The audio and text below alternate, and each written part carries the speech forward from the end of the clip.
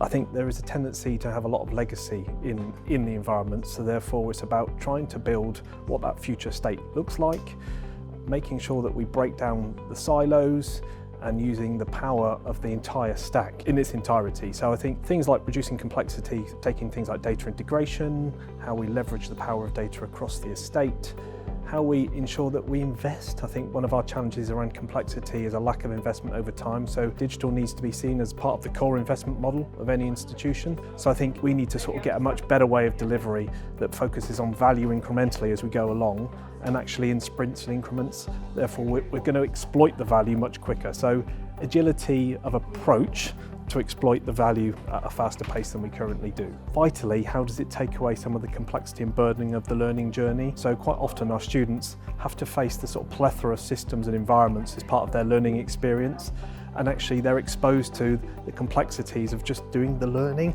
and actually the Kortext product really is trying to strip that out to give them a streamed platform, a streamed experience that means that they invest their time. How this can transform that experience is probably my key takeaway.